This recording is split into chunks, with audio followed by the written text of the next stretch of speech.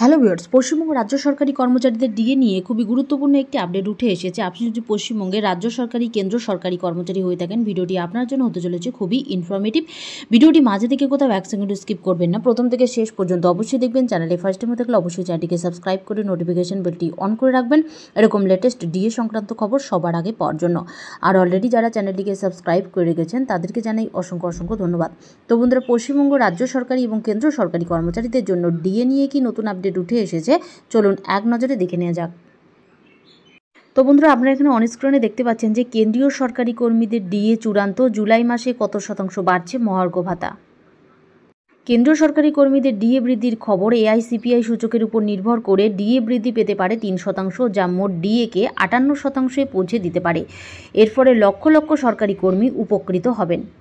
ফের খবরে ডিএ সংক্রান্ত খবর। শীঘ্রই ঘোষণা হবে দ্বিতীয় দফার ডিএ। জুলাই মাসে বাড়বে বেতন। বছরে দুবার করে ডিএ বাড়ে কেন্দ্রীয় সরকারি কর্মীদের। এবার জুলাই মাসে ডিএ বৃদ্ধির পালা। সাধারণত এআইসিপিআই সূচকের উপর নির্ভর করে বাড়ে ডিএ। এই সূচক যত বেশি হয় ডিএ, বর্তমানে 55% হারে ডিএ পাচ্ছেন সরকারি কর্মীরা। এবার ডিএ নিয়ে প্রকাশ্যে এলো আরও এক চাঞ্চল্যকর তথ্য, যা জানলে চমকে যাবেন। অনুমান করা হচ্ছে এবার মহার্ঘ ভাতা বৃদ্ধি পেতে পারে 3%। এর ফলে মোট মহার্ঘ ভাতা 58 পর্যন্ত বৃদ্ধি পেতে পারে। শিল্প শ্রমিকদের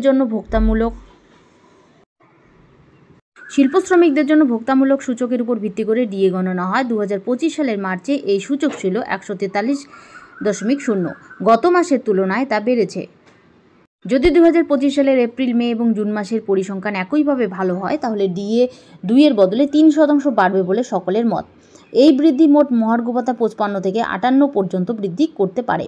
এর দ্বারা উপকৃত হবেন লক্ষ লক্ষ সরকারি কর্মী। ডিএ যদি 3% বাড়ে, এতে কোনো কর্মীর যদি 30,000 বেতন হয়, তাহলে তা প্রতি মাসে 900 টাকার মতো বাড়তি পাবেন। সপ্তম বেতন কমিশনের মেয়াদ 2025 সালের ডিসেম্বর। এরপর কার্যকর হবে অষ্টম বেতন কমিশন, যা কার্যকর হলে বিপুল পরিমাণে বেতন বাড়বে কর্মীদের।